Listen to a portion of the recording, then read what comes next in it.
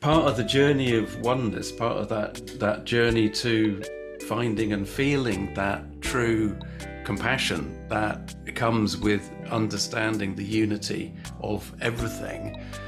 Part of that I feel that quite deeply that we have to go through that understanding of the separate self to really then be able to step away from that, all of that stuff. And I guess that's what you've just said, is that you can't go on that path, you can't get to that point until you've done that and you've realized that the power of the separation is such a blockage.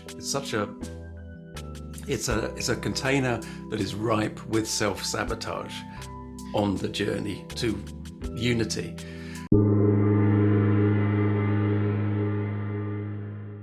Welcome to the Consciousness of the Way. I'm your humble servant and Sifu, Taoist Master San Qing, and I've been looking forward to this conversation. I'm so grateful to have on the podcast today Tim Walter. He's a dowsing expert, in my opinion, a conscious creator, and definitely spreading this incredible information and understanding of this mastery to the seeker. So welcome to the podcast, my dear friend. Thank you very much indeed. It's wonderful to be here. Wonderful. Yes, and this is sort of like that moment, that defining moment where we go, so tell me a little bit about yourself, Tim. Why don't you share to the audience a little bit more about how you got to this point? Yeah, it's the question, isn't it, that is always asked at the beginning of any of these sort of podcasts, and quite rightly so. Let's give some background to who I am, what I'm doing sitting here. Inevitably, I don't actually have an off-pat answer, so I'll take you through where I am right now as to how I think I got here. Hang on, sorry. I just want to stay in this century and this lifetime. Right. So basically, some years ago, 1998, let's start there. I moved into a house with my wife and two little boys. We moved across the country here in the UK. We went from the southeast of England, which was really crowded and stressful, over to the Welsh borders, which was, like, at that time, 1998, really open and rural and relaxing. But we moved into this house, and soon after we moved in, we felt that strange things were occurring, and certainly I was seeing things out the corner of my eye and all this sort of stuff, and all this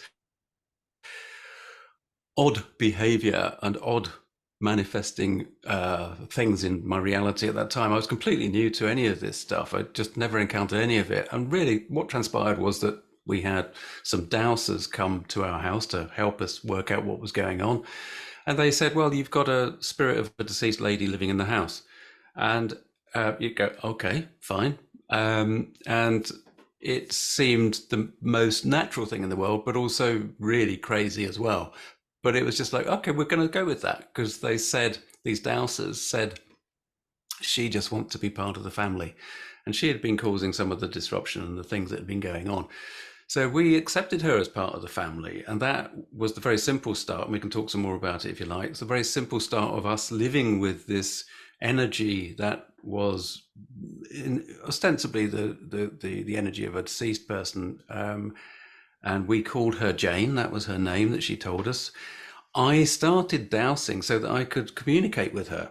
So that was the only, I'd seen these people come in to help us with dowsing rods. And I thought, what the heck's that?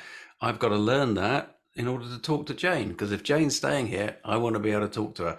So that's basically the process that was the catalyst for the journey that ended up with me sitting here.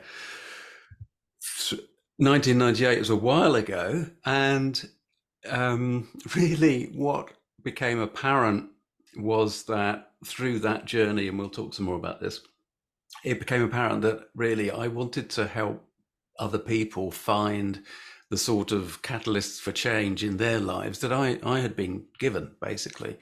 And so I started doing little workshops about dowsing, and I met a fabulous guy called Hamish Miller, who was a metal worker. He was a sculptor, and he was an author. He wrote a book called The Sun and the Serpent. And I approached him to do some video programs because at the time I was working in video production and television, on the fringes of television and conference production and all this sort of thing. And so I thought it'd be lovely to get this guy who had inevitably, he exuded wisdom of a very basic nature. But he was such a gentle soul, and I thought it'd be so good to get him on camera and to get what he wanted to get out to the audiences that were out there. And that was ostensibly about dowsing. So I worked with Hamish Miller, and he became a really good friend, and he was my mentor for the last 7 years of his life. And it was in working with him as part of that kind of casual teaching, if you like, that he was giving me just by being, just by me being in his company. There was a kind of an osmosis taking place of awareness of what was going on. And he was talking about earth energy lines and ley lines and all of this sort of stuff, which is what his book was about, Sun and the Serpent. And so really that led me to this realization that I really wanted to help other people kind of have a similar experience and understanding. Little did I know that actually stepping onto that sort of path would really change my life utterly and completely. And that's what it's done. I'm a completely different person to who I was, back in 1998, utterly and completely. And I'm very grateful for that. It's been amazing. So these days I try to help people as much as I can with giving them information and helping them learn about their true selves, their true nature of being. And really all I do is share my experiences. And I think as I was a director working with actors and helping other people create something on camera, I sort of took those skills into the coaching scenario and mentoring. So that's sort of how I work with people. I just really work with what they come to me with at any given point, and I do the best I can, and a lot of people seem to benefit, which is great. Wow. Woo! We go. Well, that's a nice little spring start into a little backstory there. I find that everything that you've put out that I've taken a look at is very informative and extremely a very deep understanding of many levels of what a dear friend of mine, James Tunney, and I call the spiritual consciousness, right. The journey to being at one, right? And so, a lot of I think the misdirection in today's sort of like spiritual new age journey is really a separation that people don't even realize they're participating in, i.e., for example, something like The Secret.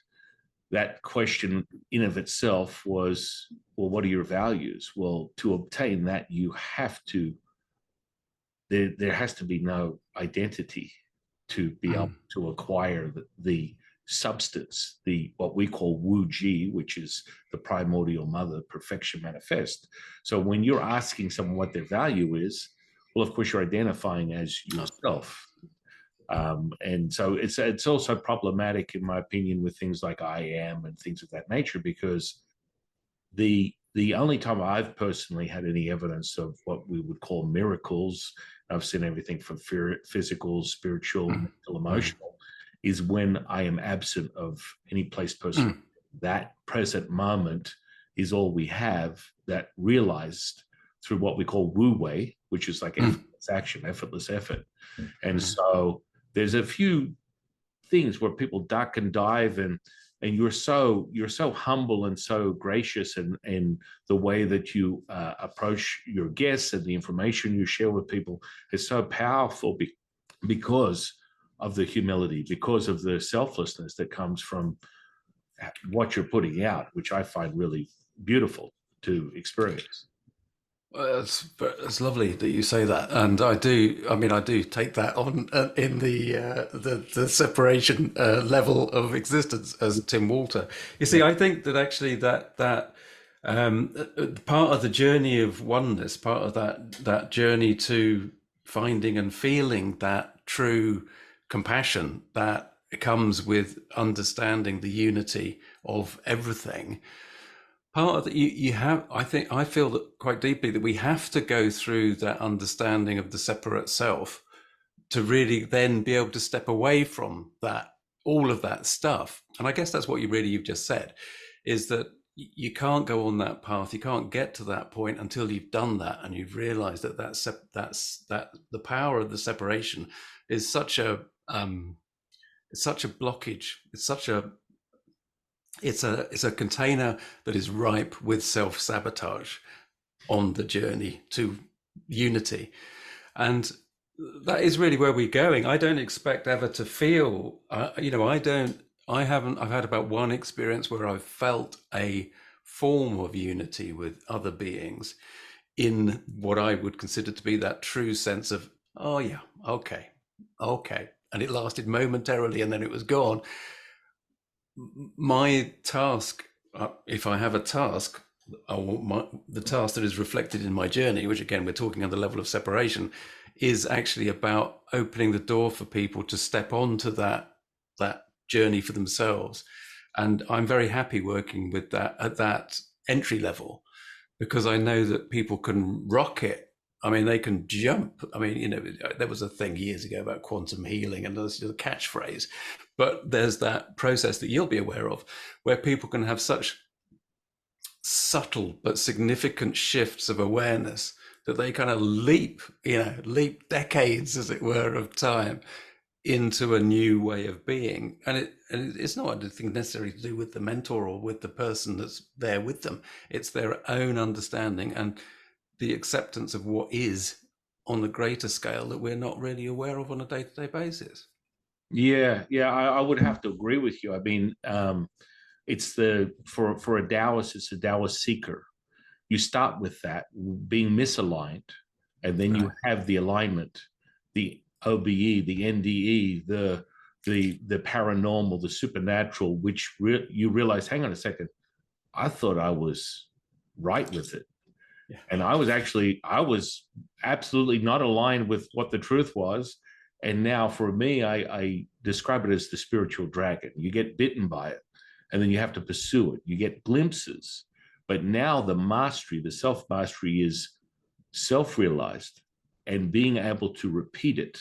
So if you maintain that resonance through cultivation, through realization, then it will be yours. Oh, yes, it will. But that is where I feel like for so many people that end up on my doorstep, it's the alchemical processes that is a reflection of the energetic potential that is the electromagnetic spectrum that we exhibit within this material. And so when you do that, all of a sudden, well, how do I decipher this? And that from all my students is, Jifu, how do you decipher it? Well, you have the very evidence of that within the decipher. Well, what is it? Well, let me use an example. I'm standing in line at Starbucks to get a coffee, and there's someone in front of me. And just so happens, they have this brilliant tattoo on the back of their neck. And I'm just like, wow, I've seen that somewhere before. And I asked them, what does that mean to you? Well, I don't know. I just got this feeling. I had a couple of drinks, got a buzz on, and had someone tattoo this on the back of my neck because it felt like it was symbolic to good and bad, up and down, in and out. There was relevance to this symbol. And of course, we're talking about the yin and yang, which is really the decipher of all things in this reality from a Taoist seeker perspective. But then it's now acquiring the understanding that within what we call the bellows, you are contracting and expanding at all times. So then you go to, you're all things and nothing at the same time. And then people go, okay, you lost me at hello. And for you deeply understand what I'm speaking of, yet now it's like, how do you decipher that? So for you, as an incredible explorer, conscious creator, in my opinion, I'm just looking at the material you put out, how would you help someone discover? For me, when I teach people Nigong, which is internal alchemy, internal power, it's returning. It's returning to who you really are. How would you help them discover that? I the simplest tool that I know is the one that I learnt with, and it is about dowsing, and it simply is a process of learning that skill, which is not difficult, but so many people make it really difficult for themselves, and that's partly because they approach it with the idea that this must be hard. And of course, if anything's approached with that mindset, then yeah, sure as heck, it's going to be hard.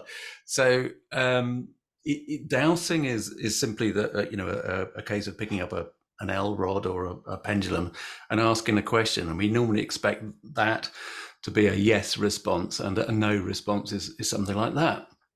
And what it is, it's the idiomotor effect, is the subconscious making the tiny muscular reactions in the body. So the body is really telling and giving the answer, but that information is coming through from the subconscious and from the subtle realms. And it's a simple,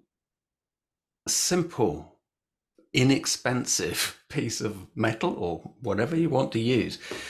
And you can use a pendulum, but the process of simply asking a yes or no question for the very beginner, for the person that has maybe had a kind of like maybe it's a spooky feeling at a set of standing stones, or an unusual encounter at a set of standing stones that really gave them goosebumps and made them think, it's the sort of thing that you mentioned earlier on about the supernatural kind of making contact.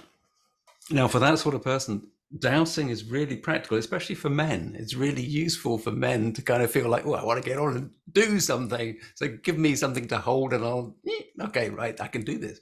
So women tend to be far more just intuitive and happy to just go with what they instinctively get with them. But once we get somebody working with dowsing and they get over the initial awkwardness of it, that they instill themselves, it's really about, then do they want to explore a path that takes them on a route towards healing themselves in a mindful way or an active way? And there are different ways of doing that, but everything is done, as far as I'm concerned, everything is done through the intuitive connection to what we would traditionally call spirit guides. But I used to call them everything, all personalities on the other side of the veil. I would tend to refer to all the nice, positive, lovely, creative, light-filled beings. I would refer to them as the management, because that was a phrase that was used by my mentor. I've tended now to stop using that phrase, and I prefer much instead the higher beings, which is really more descriptive of what we have and what we are a part of and what we're connected to. So what I help people do is to connect to their subtle energy higher beings, so that they learn to trust, have faith, develop their connection in that relationship, so that they really become the power center, or the power aspect, the point of observation of the conscious cosmos in human form, that they have the confidence to actually step into that power and their ability. And that's the key thing. It's not about working with a specific teacher. It's not about the teacher. It's about the individual and the power that they individually have, and for them to learn to express that and find themselves through that. And as we said, that then takes them on to that journey of unification and the united consciousness that we have. And of course, it's also connecting, and it is really important to me that people understand the immediacy and the connection that we have with our seeming external environment that we experience here, right? Because and what I've realized actually through many of the interviews more recently is that I tend to ask this question of people. I have some fantastic guests on the channel, and I ask the question of, look, if we do all this work with people and we're helping them raise their vibration, and the idea is that changes the environment in which they live, but then I say, but I witness the environment of stress and lack and the global warming supposedly and biodiversity decline supposedly, and I say to them, my guests, why is that? Why is it that it's not working? And I only realized just the other week, it's my reality. Why am I asking somebody else that question? I should be doing exactly what I teach, which is just think about this a minute, Tim. Just go there, find that. Why is that? And is it true? What a very powerful statement, that last, with a question. Is it true? And, for me, when I share this with people, it's about realizing that your truth is the only truth you need to be concerned with. And when someone presents what someone would consider an absolute truth, you about face and run in the other direction. That absolute truth begs the question of someone's bound to a belief system that is still speculative. It's not a knowing. A knowing is a self-realized experience that you can validate for yourself. And that's why I'm the Pepsi challenge guy. I don't know whether you remember that from the 80s. It's yeah, like more or less. Basically, I'll take the Pepsi challenge with anyone. Show me, and I will show you. It's like show and tell, and it's about exhibiting that electromagnetic potential now. So that energetic potential has to be realized. It can't be like, oh, I'm a guru in a setting with 1,000 people, and I do this, and come to my workshop. I can show you a lightning bolt at will. That's the whole point of it. But that's the deciphering electromagnetism that we're subject to. And so when you tune into that, that's why I feel like body dowsing, and which is what I teach, which is the same as what you're doing. We're not using the actual the forks. I just use the body, and the Lao Gong points and feet and hands are pretty much a good entry level for anyone to quickly get a sense of what this material is, this tangible substance. And so this type of stuff, I feel, is so much more self-realized, and you can enter it instantly. Like, for example, you understand how quickly someone can quickly become a believer. For me, if I'm having a conversation with someone over the interweb, I'll be like, okay, right now I can see like 7 vortices in your house. And they're like, excuse me? Okay, with your eyes open, I need you to walk over to this spot and put your hands out. And they go, oh, whoa. That's not a psychosis. It's not a delusion. You're experiencing that electro potential. Yeah, I mean, it's lovely that you mentioned that, and the vortices, because that is really the key, isn't it, to the sort of work that I do with people. And in fact, my office is on the first floor. So in the States, that would be is that the second floor in the States? Floor, I think ground floor, first floor. No, that's the second floor for us. Right. So I'm one up, right? So I've got an office beneath me. It's not an office. I've got a room beneath me.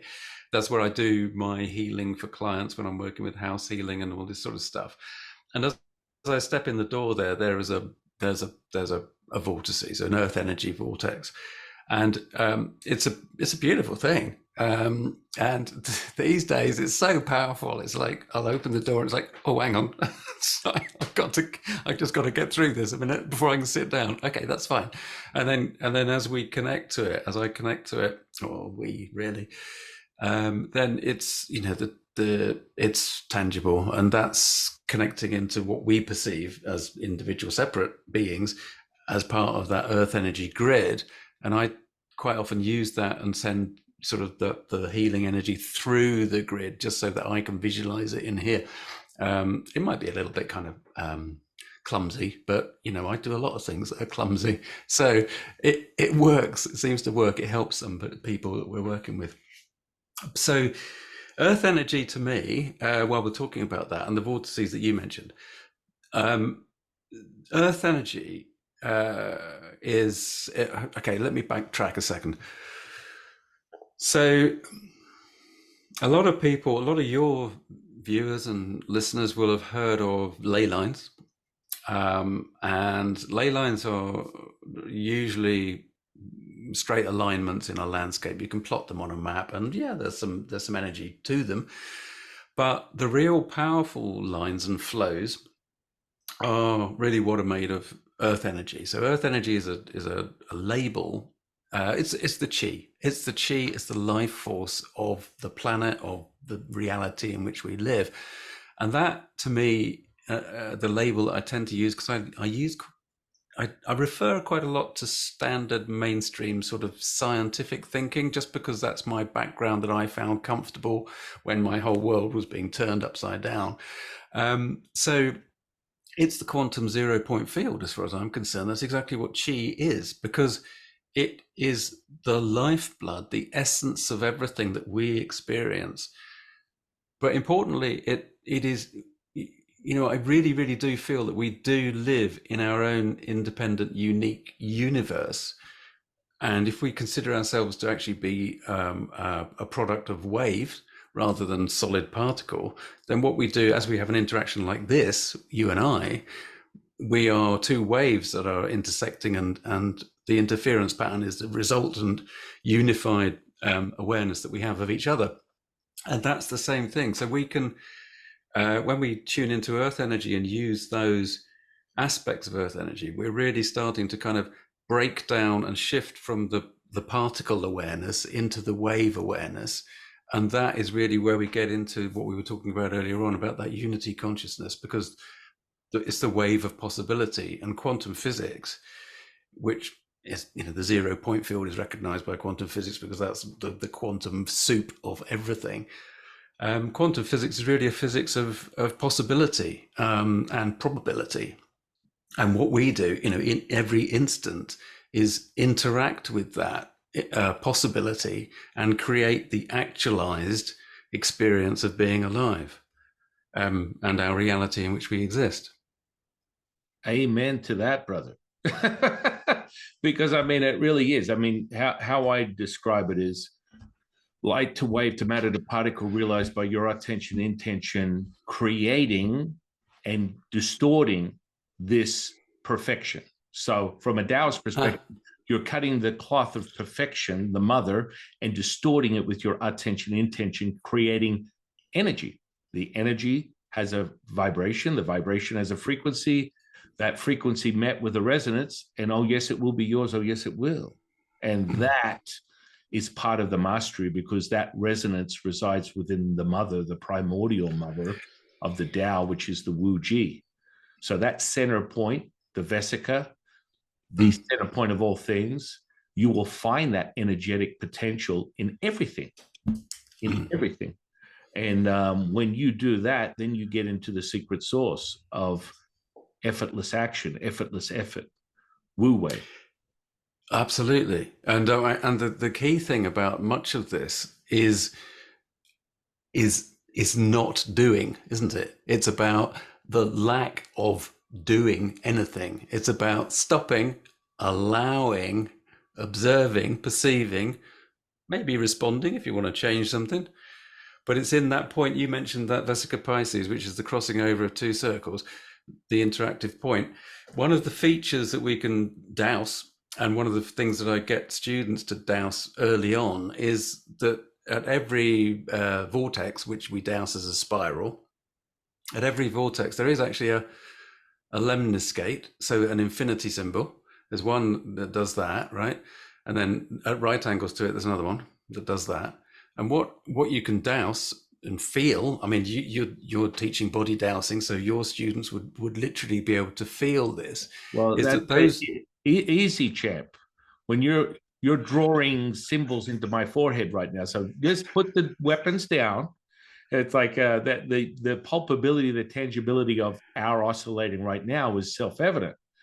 You can feel it. I can feel it. If I had any of my students, which they watch all this, because it's literally an exercise in observing and receiving this very moment.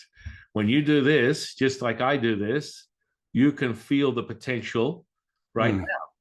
And so it's like all of a sudden that potential is realized. Like when I look at you, it's like you have 7 oscillating vortices around you right now that are oscillating, which is really interesting, because that is getting me high as AF, to be honest. Excellent. That's great. That's brilliant. Because these, the sacred symbolism or these symbols. You know, the infinity symbol is such a powerful symbol, and this is partly why it was adopted in mathematics, of course, to represent infinity. It is such a powerful thing. And there are other really fundamental sacred symbols that can be found at each of these vortices. I'm talking really about the standard vortices in earth energy. So in a room, and I mean, every single house has earth energy. You know, everything is made of this stuff. It's not like so many things I want to say. I can't speak in three sentences at the same time. So look, people get really excited when they open the door to this stuff and they say, well, I've got a ley line in my house. And it's like, well, okay, so no, you probably haven't got a ley line. You've probably got an earth energy line. And the fact is that it's not surprising that you've got an earth energy line, because they are absolutely linking everywhere. And it's not so much that these lines are special, it's that finding them in your own house is special, because that's the thing that says, oh, what's this? That's the link, that's the catalyst, that's the moment that we talked about just now. The moment when the choice is there for us to decide, do we want to ask the questions about it, or do we want to walk away? What do we want to do? Right, right. I mean, that's the exciting part. That's part of being a seeker. I mean, I've been on this journey teaching people as a Taoist priest for over 30 years, internal alchemy, which goes against all the stuff that most people train in the fundamentals of alchemy, from a periodic table, from understanding the deeper nature of how to create energetic potential with these elements. But when you do it in reverse, because we focus on the primordial mother, that substance, which really is the reflection of all things that you are distorting, you create from it basically anything. When you dissolve this idea that hope turns into a belief system, and that belief system turns into a knowing from your experience, you must be self-realized. This is your knowing. It's no one else's journey. It's your journey. And for you to create that, you must be able to repeat it, or it becomes potential psychotic episodes where you're getting this fleeting moment where, yeah, I'm kind of delusional. I see ghosts and I hear voices and I'm feeling this and I'm doing that. But through practices like the ones that you're teaching the world, you can now literally grab it. It's tangible. And I think that, is really super helpful for someone to validate for themselves that this is real. Yeah, 100%, 100%. And that is, I mean, it's more than useful, isn't it? It's the basic need when you start out, is to have it, is to understand that, hang on. This, the world is not what it seems. The world is something completely different. And this is valid. This has a validity. It's really interesting that you mentioned psychosis, because way back in 98, when we moved into that house that I mentioned earlier on, and we were experiencing the conversations with Jane, the guardian energy that was in that house, my brother, who's 2 years older than me, he had not long before that, probably a year or so before that, he'd basically done some spiritual practice combined with being extremely stressed in his life at this stage. And he went off the rails. He literally did become delusional. He was later but diagnosed as bipolar, but that's fine. That's a humanistic description of a certain state of being. But he suffered psychosis badly, in as much as he was untethered in the reality that he was experiencing.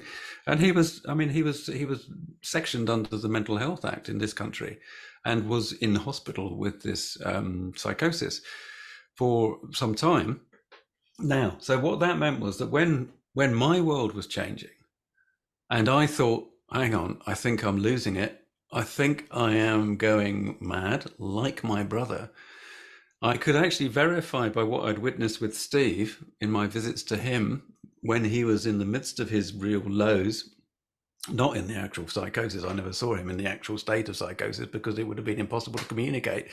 But in that time, I could see that what he was going through was not quite the same as what I was going through. And, you know, bless him, I had a friend that popped around one day when I was in the middle of a kind of anxiety attack about, oh God, am I losing it completely? And this friend of mine just said, look, in his experience, anybody that thinks they're going mad is not going mad. But it is a real danger. Psychosis, losing touch with reality, being so ungrounded that you lose that tether is a real danger. And anybody that's working with this energy has to understand and know how to backtrack, shut the door temporarily, leave that alone, come back down to earth, ground yourself, be a human being. You're just an ordinary bloke or an ordinary woman for a little while, and then you can go along and open that door again, and it's safe. But you need to know how to do that. Oh, absolutely. I mean, that's why I go deeply into the ritual. And it's so important to give yourself a foundation. I always use any of the teachings that I share with people as a blueprint for their own realization. And that's why people they don't really have a sense. They get completely enamored with the mystical aspect of Taoist magic and all the things that go with it. But then, you know, that psychosis, unless realized, and, you know, being ordained in two lineages of Taoism, these practices of deeper mystical ritual, i.e., something like someone would consider shadow work, is very, very real. And so when you witness it, you could look at it as if you're looking at a Hollywood movie that's been materialized. I've seen it. I've been in the presence of that energy, and I've exercised it. Put it that way, many times over. But what I'm bringing the attention to the audience is 30 years ago, when someone would come to me with the potential of psychotic episode, then realized of an frequency adjustment, i.e., potential entity overhaul, that today would be, I just woke up, I started channeling the Palladians, and I got 100,000 followers on YouTube. Completely different. This is a whole different world order that was not realized 30 years ago. Today is a completely different thing. And so understanding that now moment is only self-evident when you see a lot. I think a lot of the pontificating and the word salads that go on in this area right now is, I want to see it. Like for me, for 30 years, I've witnessed physical healings. I channeled my teacher Latsu 30 years ago. I channel him today. He is a dialogue of a monologue with the Tao. And so that's a facet. The imagination is what is the entry past the veil of deception. And then you come to reality, where that starts with that portal of your imagination. And so when that's nurtured and it comes in all forms, you start to realize this. You know, the more and more we speak, just in this conversation, a little chill you got right now up your spine, that recognized realization, that is an oscillating effect. And, you know, for me, that sensory perception is developed from just being in tune, and of course, using the methods that we train in, you know, and it becomes very palpable. You know, the more and more you invest in the realization of that, the more and more repeatable it is, then you truly become the master keeper creator of your reality, not someone who's getting a taste, which happens so often in this place, and then it cannot be shown. Like the first healing I saw was gangrenous flesh go back to pink in color in 40 minutes. Wow. Yeah, terrific. And you go into an entry level, but it's a resonance, and it can only be acquired from your own knowing. It cannot be acquired from believing in something or the idea of blind faith. You have to have the ability to repeat it. And I mean, that would have been a coffee table sort of like a conversation 30 years ago, only I experienced this every single day, and it hasn't stopped. So these types of examples can only be realized if you're able to maintain a resonance. And it all comes down to resonance. What do you Yeah. Yeah, no, definitely all comes down to resonance. 100%, 100% comes down to resonance. I think one of the things is that it's interesting. You a lot of the healing work that I do is not physically based. It's actually based on the mind, and so um, a lot of my students are actually better at working with the physical energy and physical changes than I am. But that's my belief system, and that's what, yeah, yeah. I mean, Sure. that's literally, everyone needs to listen to this. That's, you are the creator of your reality. You Yes. create whatever it is. And for me, like, I want to make this point, Tim, because a lot of my students, I've only ever seen 3 people levitate in my lifetime. 2 of them were masters that I met throughout the world. One of them was one of my students. That's not my thing. I can teach Right. you it, but I couldn't care less about levitating or doing these sort of weird things. Now, if you want me to observe a physical, mental, emotional, and spiritual healing, I'm down for it. That excites me. But this comes back, this charge that you and I are getting right now is Yeah. that realization, that oscillating effect we're getting is the fact that you create it. That's absolutely it, and there's this saying that I've started. It's useful to have these kind of like off the cuff sayings, and one of the ways that I help people kind of understand this point is by, again, coming back to that infinite field of possibility that we are interacting with it every single moment. We are the story and the storyteller, in the sense that 100% what we believe as the storyteller is what is manifest from that infinite field of possibility every moment. And that's exactly what you've just said. And if you don't believe, if you don't have the desire to be linking into a particular resonance that is capable of being reflected back from that infinite field of possibility, then it ain't going to happen. It's as simple as that. But if you do, well, whoopee, go for it. And this is the freedom that we're working towards as a species. If there's a global reflection of the individual path, then what I see is that the species is going through this period of chaotic change, which is a healing reaction to everything. But where we're going is really stepping into that power of understanding that we're the story and the storyteller on the individual basis, and then on the collective, because it's so important to have this individual aspect of awareness and development, but to be able to then see that actually what you're doing is basically nurturing an entire universal energy field through the course of your decades on this planet as a physical being, mental being, spiritual being, assisted by the higher beings, in order for it to then germinate and spread in what we term the future as a different resonance and a different seen, known space of being and awareness. It's the collective. Yeah, I mean, I agree 1,000,000%. Go ahead. Sorry, no, I was only going to say that was a little bit word salady, but Well, no, I mean, look, you felt inspired by just the flow of that. There's absolutely. I always remind people, when you dismiss someone else's belief system, you dismiss your own. There is a million ways up the mountain. It has to be realized by you. There must be a mastery and a cultivational practice that it is realized.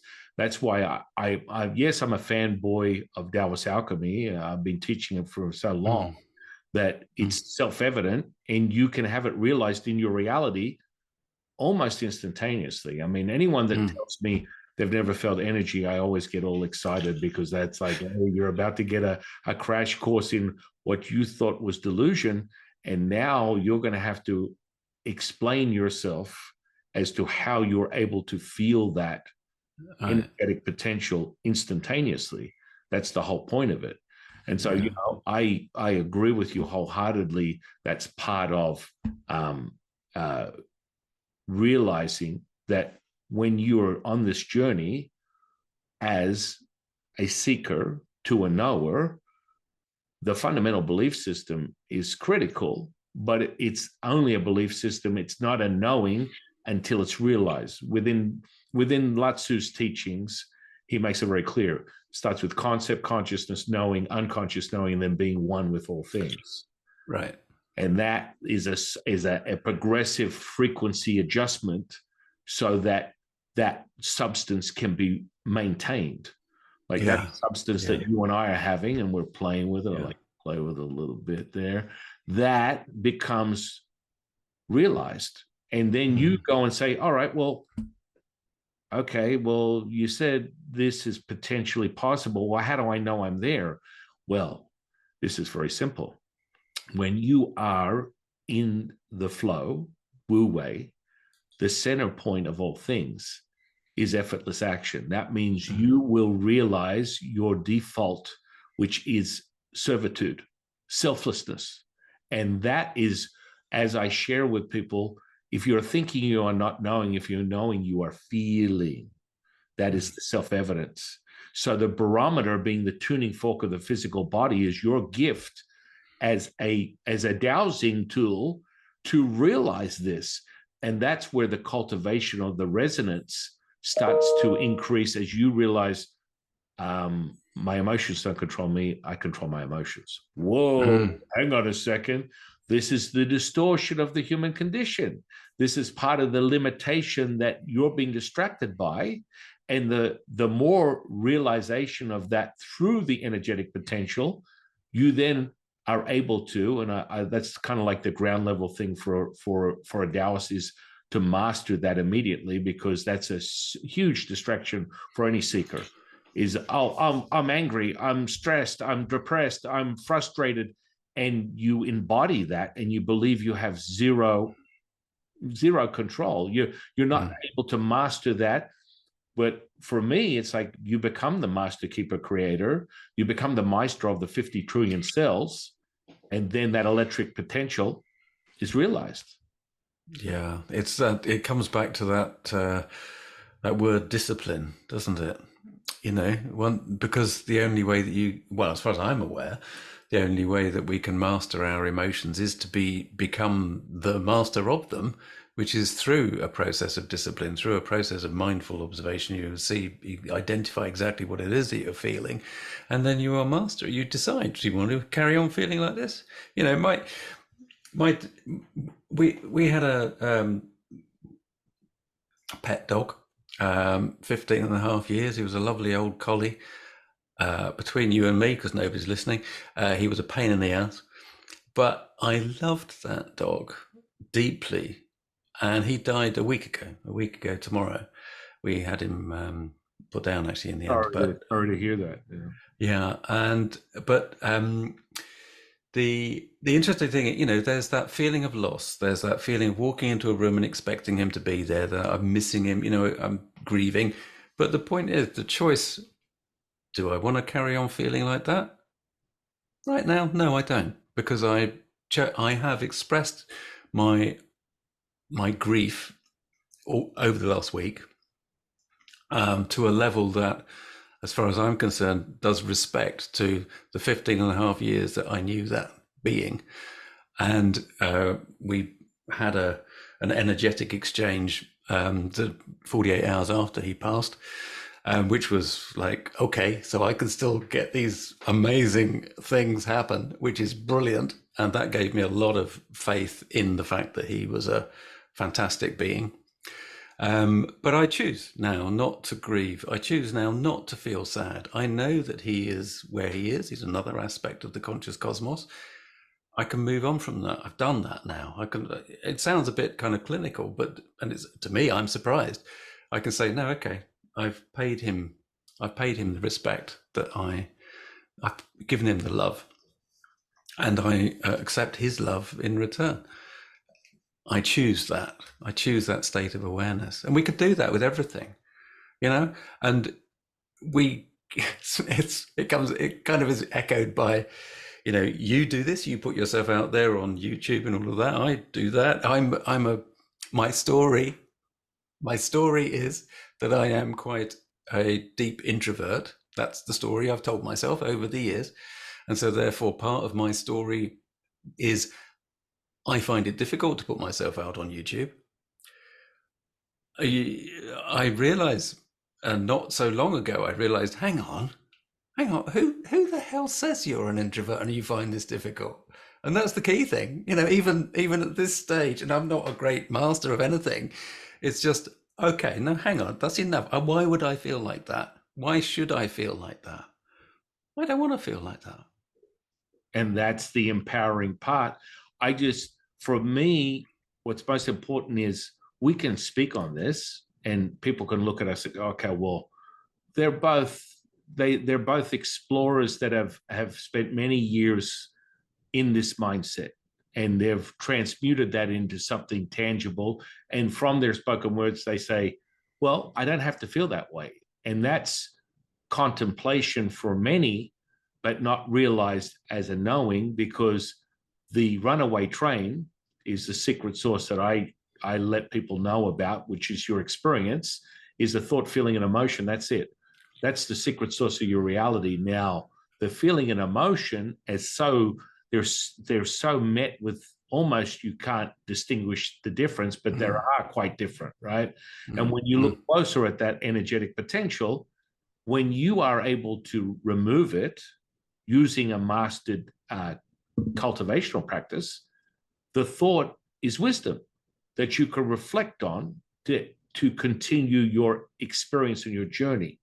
And so that reflection is only evident when you master the emotional state. But I always show people, it's like, you should be able to measure this journey on a daily basis.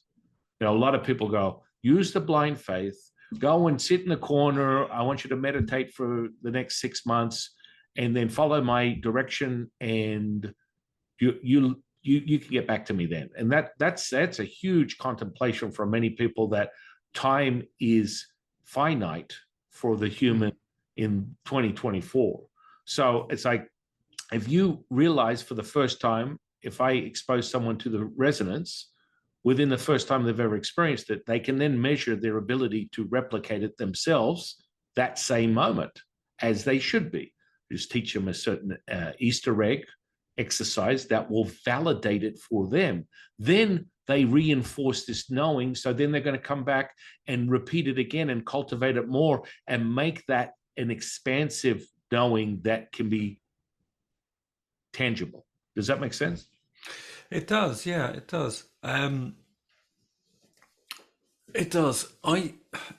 As so you follow a specific protocol in terms of you have the knowledge of the Taoist way and all of the facets of being a Taoist master. You have studied and taken on board and practice, and that has given you a set of tools, practices, and ways of working with people that are, this will work. I know, you can identify straight away as soon as you see somebody's like, this is what you need.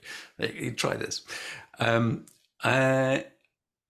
not sure that I come armed with that kind of practice, and people. Some people talk to me about, well, what should I do to achieve X, Y, Z? And it's like, well, okay, let's work with this. Let's see where you go. How do you fit with this? Because I can't just kind of go. I don't just say, right, try this. It's because I don't know. I don't know. I mean, every time I speak to anybody, whether it's a student or whether we do a podcast like we are now, I have no idea. I just open myself up to whatever the universe wants to be pulling through this particular vessel at this particular time.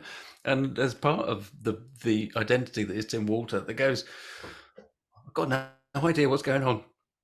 And that's fine to me. But, there's also part of me when we'll step away when we finish this at some point, and I'll think, well, was that, did I perform well? Did that make sense? Did that give information that was required?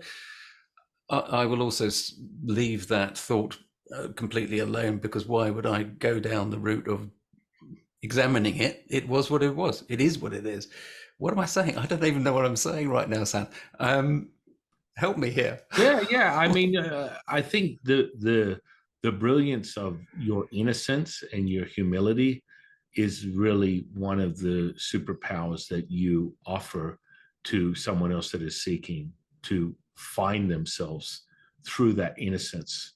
And that authenticity is, you can't, it's not a facsimile. You are very, very, very open, yet through your own admission 5 minutes ago, you're an introvert, which completely contradicts what you're talking about, because that sharing is what people gravitate to. That resonance is so powerful.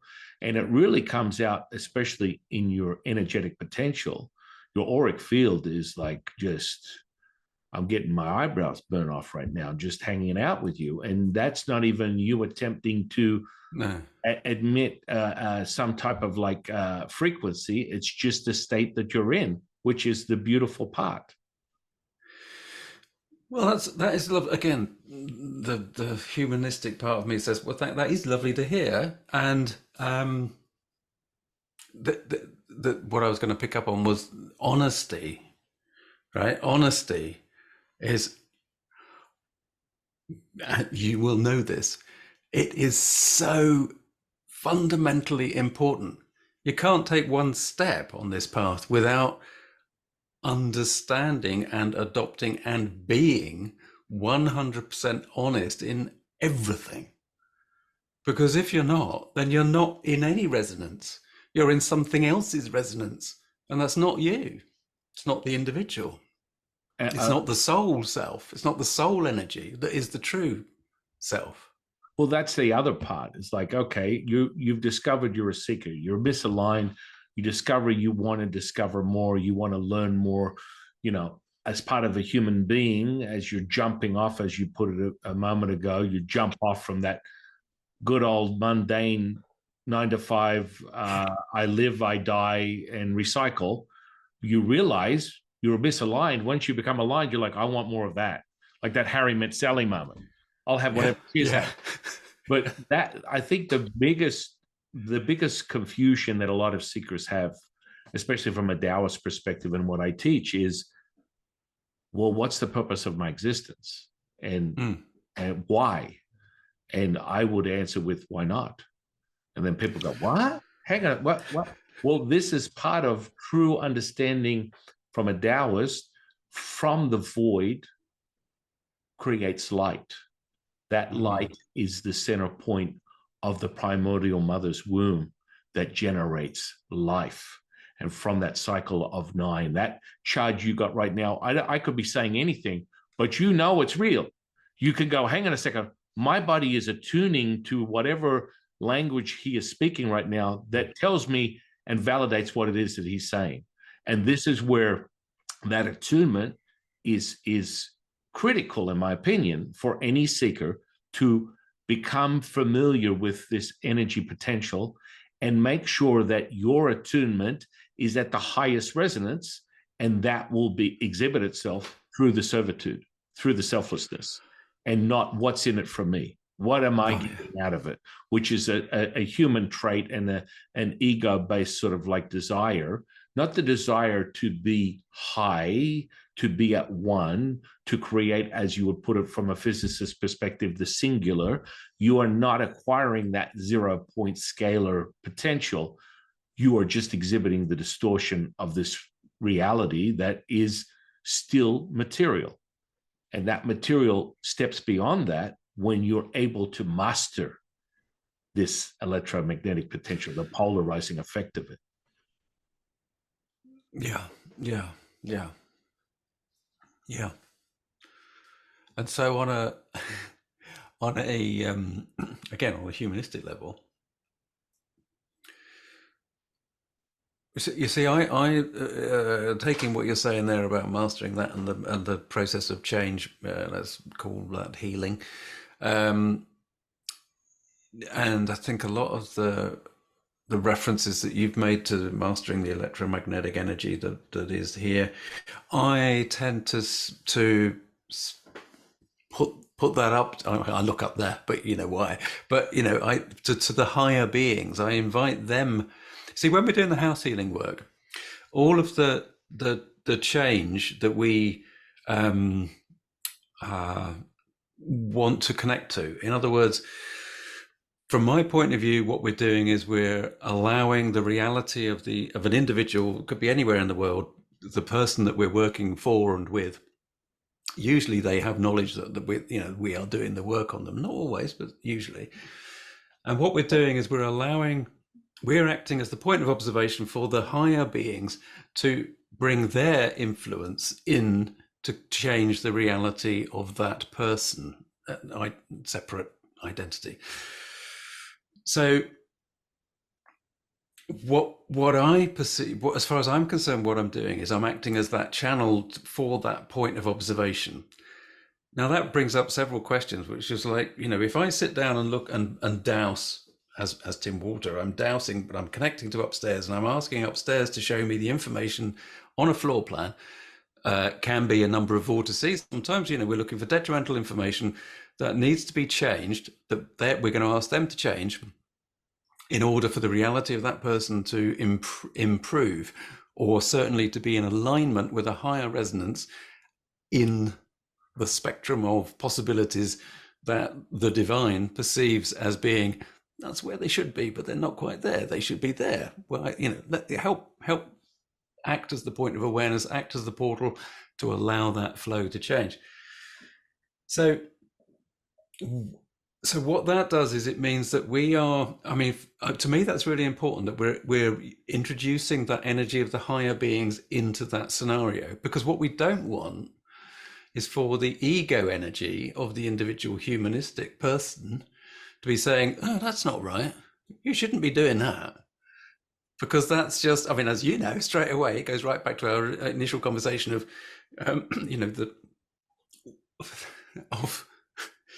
there's so many points about what we've discussed, but it is, best way to describe this. You can't walk into a sacred site. I love sacred sites. I love Neolithic standing stones. They are so powerful. They're there like Avebury Henge over here in the UK. I won't talk about Stonehenge, but Avebury Henge, designed as a community focus, obviously used by different individuals over the eons, but used as a way to manipulate the reality of the community, right? Now, you can't just wander into a place like that, even in its depleted energy sense now in the 21st century. You can't walk into that and say, we want peace in the Middle East because it's the right thing. What right do I have as an individual human being to say over there in the Middle East, that's wrong?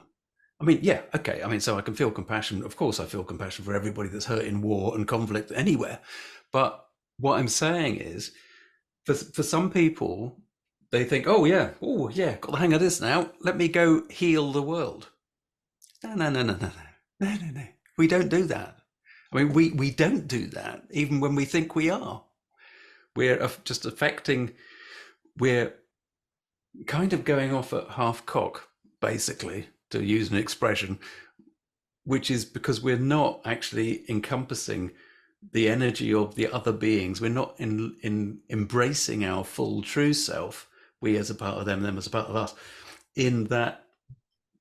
That's still a language of separation as well, of course, but you know what I mean. If we think about it in unified terms, I can really wind myself into a knot here. What I'm saying is, we need to be aware of and be in alignment with the highest vibration that we possibly can be. And if that's because we are allowing the highest energy vibration to come through us, and that is the energy that we're working from, that is the intention that we're working with through our reality into that space, that's fine. But if we walk in and say, Tim Walter says that's not right, that should change, things will change, but also what tends to happen is that utter chaos will ensue for wherever we're trying to aim our good intentions. So this energy, touched on what we were talking about earlier, this energy needs to be, those that work with this energy, and especially if they're wanting to go to major sacred sites like Avebury, again, exclude Stonehenge for the moment, they need to understand what they're doing from the point of view of you're plugging into a network of energy or very high frequency energy that is surrounding the earth, and you do not want to be plugging in with your own individual ego-based belief systems. You need to step aside and allow the highest vibration to actually connect to that energy field, and then you're starting to do something that's very interesting indeed. Yeah, I would agree wholeheartedly. I mean, evidence is always the satisfying factor for any seeker is when you're whole, right? When you become whole, when you return, as I put it, for alchemy purposes, is to return to remember who you are, which is the present moment. You're no place, person, or thing. You're just now, which again sounds separate, but it's that now moment. It's not entitled. And you will realize that because you'll be lack of thought. Nothing that is selfless comes from any thought process whatsoever. That resonance, then you maintain that resonance, and through the cultivational practices, you're able to hold that line for as long as you want. And that's a process of cultivation.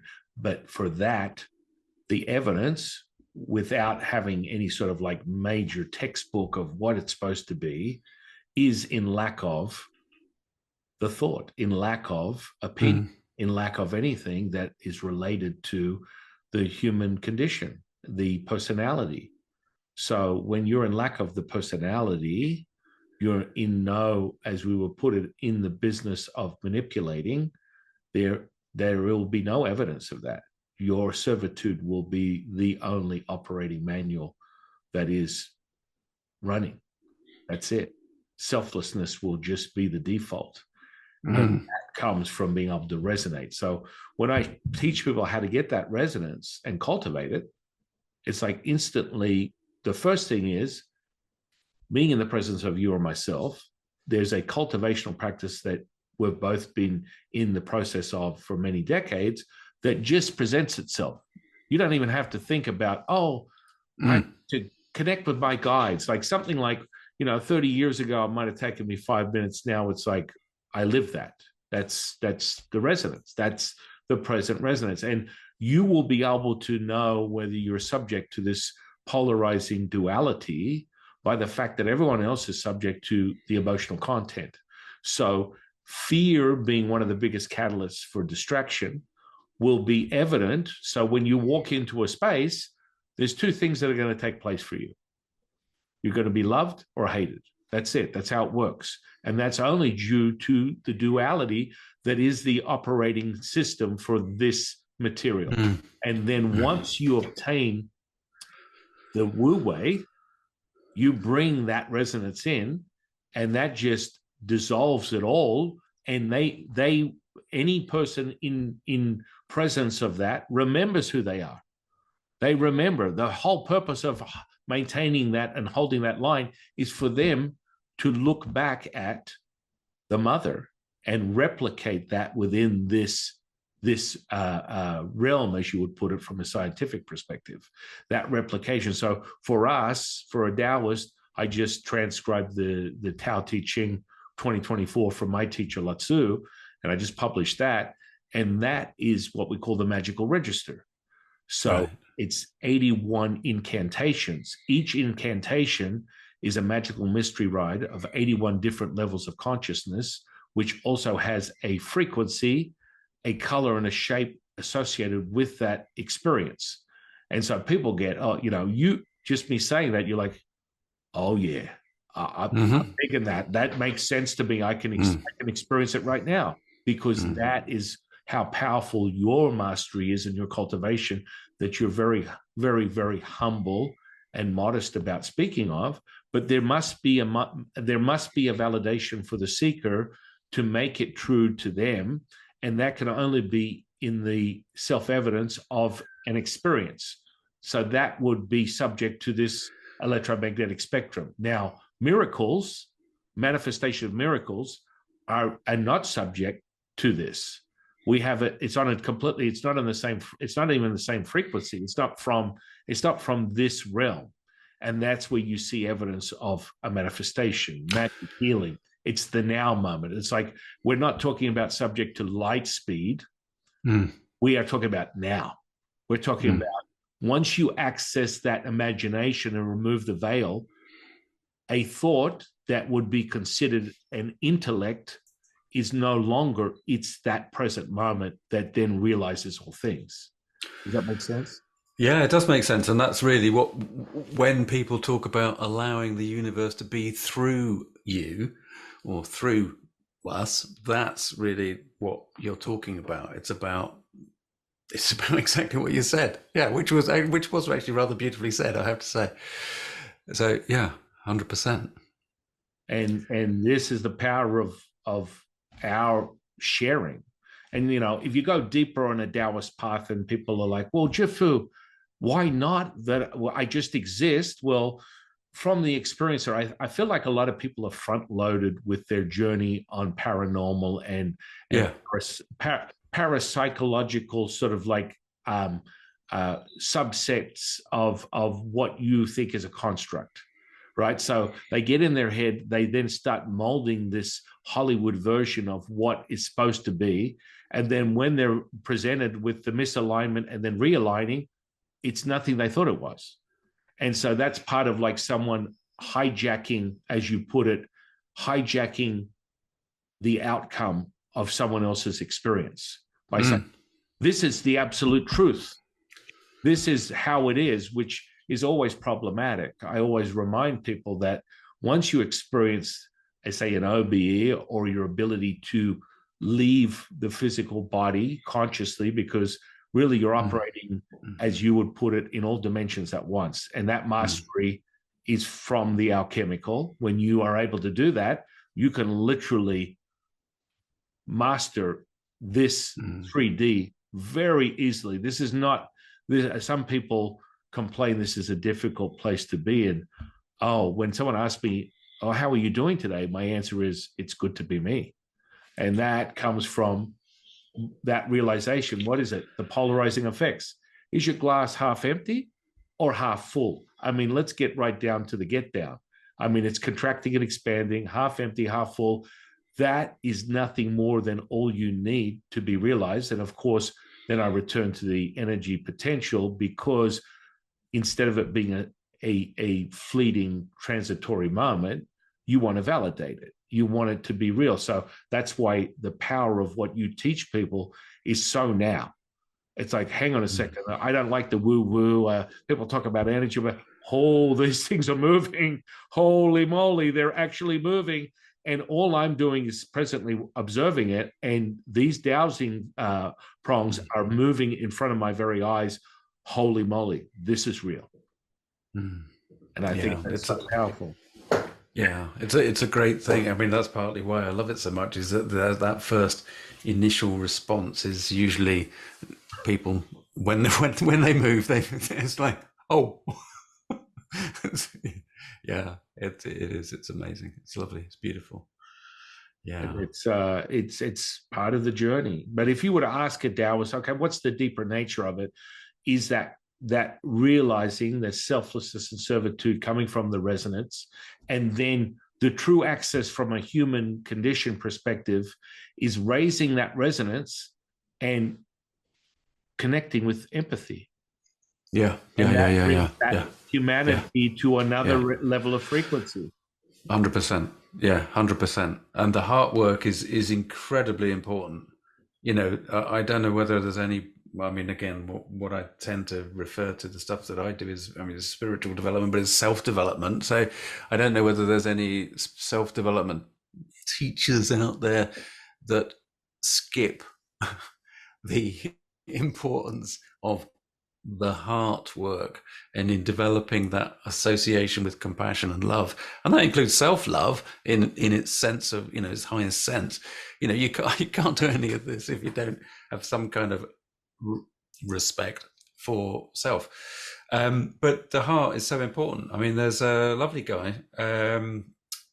He's not. It's not in your sort of camp at all. He's not really in my camp either. He's a neuroscientist. James Doty wrote a book called Into the Magic Shop. Have you read that one? No, No. haven't. Any of your listeners that are interested in the if they're at the stage where the neuroscience is helpful, which it is. I mean, it is to me. It's helpful. It's fascinating. James Doty, Into the Magic Shop, is a brilliant book, and he. I won't go into the details of it now, but he is a very respected neuroscientist.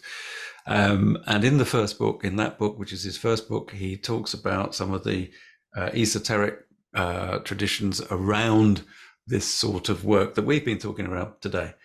Now, he has recently published a follow-up book, but although he talks about the importance of the heart in the first one, in the second one, it seems to me that he's been guided by editors or whatever to actually say, this is purely from the neuroscience point of view. So in other words, he's taking all of that esoteric, mystical stuff, that the compassion of the first book, which he wrote instinctively down there on the page, and out of the rigor of producing a book to achieve some kind of message and sales or whatever. I mean, he doesn't need the sales, let's put it that way. But this container that is there is very specifically about the neuroscience, and he's talking about the world is created from this brain. The process is in here, and I'm like, oh, okay, that's a shame. I'll put that to one side. Right. Okay, yeah. because it's not this. This is actually so insignificant, but the heart is all, as far as I'm concerned. It is everything. It is the. Well, you see, but your knowing comes from your experience. Yeah, it's like a lot of I've interviewed many neuroscientists, and I think they're great fire starters for curiosity, to create your own Sherlock Holmes movie in finding, my dear Watson, what is the truth of your reality. Yet you could have a conversation with a neuroscientist and they'll be like, there's no such thing as a third eye. The brain is not sympathetically innervated. I'm sorry, but and I can tell you, once I activate the energetic potential within your physical body, you will be able to feel any and every part of it at will. Yeah, and that's the part that they're in conflict with, and that's why they're the first people I like to go, here, let's play this energetic game. And then when I take something and I infuse it in their possession, and they feel the presence of this energy and resonance that comes in with their eyes open, we're having a conversation right now, and they proverbially, they shit the bed, really freak out, because that's really what's going on. It's the now moment. Yeah. Terrific. I'll have to look back at some of your podcasts and see that in action. Yeah. But I think, but it's also, they're open. They're still open to potential, even though they know there's a lot more than just the framework. I always tell people, if you come from biology, neurology, psychology, physiology, you're limited at best. Yeah. And this needs to be a base for you to jump off, as you put it, to create more awareness of what the truth is. Yeah, exactly. I think this is a really important part of what you've been talking about as well today, which is that we do have to become aware of our own framework that we exist in. It's what we were talking about earlier on, the story and the storyteller. The story that we create and we build for ourselves can become a cage that we just can't see out of, and we don't even realize that we're in that cage. Sometimes I meet people that are so rigidly adhering to their structures that they have learned that they literally cannot see over that wall, and it is a wall because they are not their full selves. Because we can see that they're not their full selves, but they can't see the cage that they're being held in through their own through their own experience. And so therefore they're not willing to step out of it because they can't even see that they're in it. So yeah, it's difficult in that sense. Well, yeah. I mean, that's how you discover this whole these days. Like when I channel Latsu or the other 171 teachers that I use as the dialogue to the monologue of the primordial mother, which someone might consider in New Age language, the Akashic records, holes of Amenta, however you want to perceive it, universe, Buddha, Tao, God, you will be self-realized and self-evident in the experience, and it will be validated with the now moment. So whether you're witnessing a physical healing, whether you're witnessing a mental emotional healing, it will be the now, and you will have evidence to prop that up. That it's good to be skeptical. It's good to be a little reserved, because when it is realized, it's so much more complete. It returns you to where you need to be, and that is that now moment. But it has to be, in my opinion, through a repeatable method, or it just becomes a transitory potential psychosis if not met with something that you can sink your teeth in. You as the experiencer. That's why I always say your truth is the only truth you need to be concerned with. Now, authoritarians go, whoa, hang on a second, whoa, easy part. You know, you might actually tell someone that they can actually believe whatever they want. Yes, that's exactly what I'm confirming, that they can believe whatever they want. But it's only an absolute truth if you can validate it for yourself. It's your absolute truth, not Tim, not mine, not John Smith's. It's yours. And it has to come from validation through the experience. And that's why the energy potential is so exciting in this space, because once you tune into the mother, it's instant.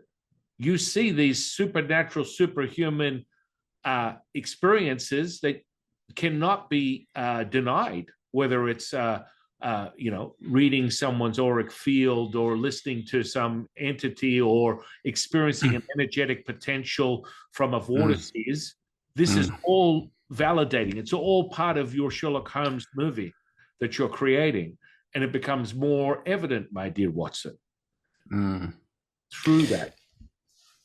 Indeed, it absolutely does. Yeah, it's the experience that enables all of the. Oh, if you're going to neuroscience again, you're going back into expands the channels and allows that flow of information to improve and create and be added to. Yeah, it's I'm gonna have to start drawing this to a close.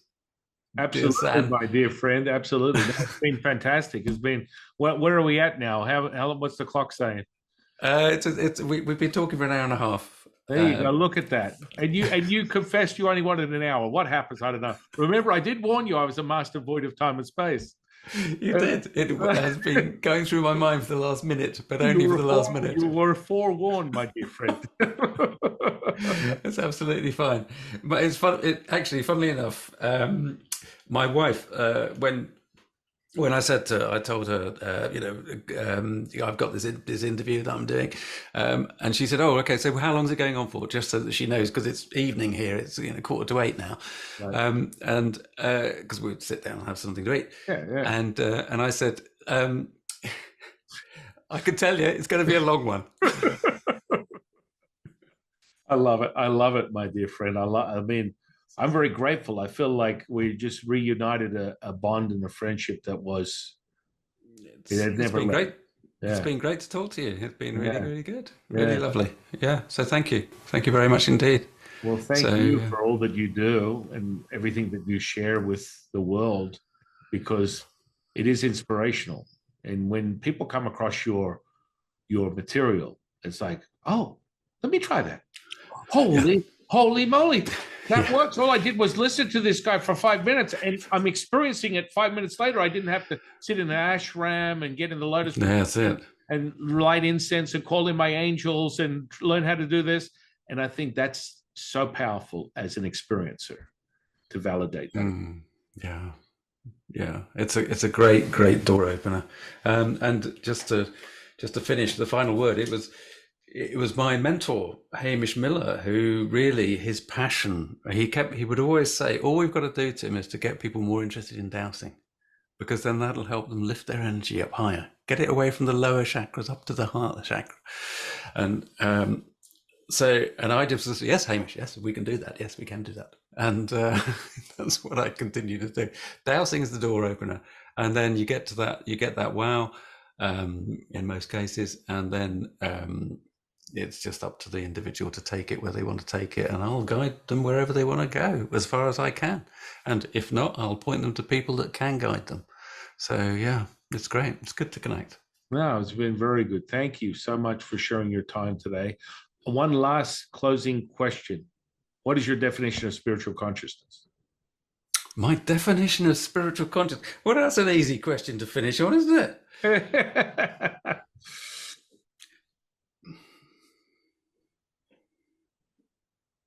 I see now what I've done is I've gone into thinking mode, you see, and that's not good, right? That's not useful. That's not helpful. I've gone into rabbit in the headlights. Oh, there's a question. How can I answer that? Oh, hey, look, spiritual consciousness is simply allowing and knowing that you're present and you are what you are, and nobody can be what you are. And once you follow that thread and follow that thought, which is initially a thought, and allow it to sink in and to become your presence, then there you are, and there I am. That is beautiful, my dear friend. I've done hundreds of these podcasts and never had the same answer. No, I bet, yeah. Perfect. It's perfect. It's perfection. Absolute perfection. It is what it is. Lovely. Well, thank you. Thank you so much, Tim. I really appreciate you. Thank you for this newfound friendship. And I want to thank you. I want to thank the universe for bringing you into my life. I want to thank the audience for sharing their time with us today. I am your humble servant and Sifu, Taoist Master San Qing, and I'll see you in the next one, guys.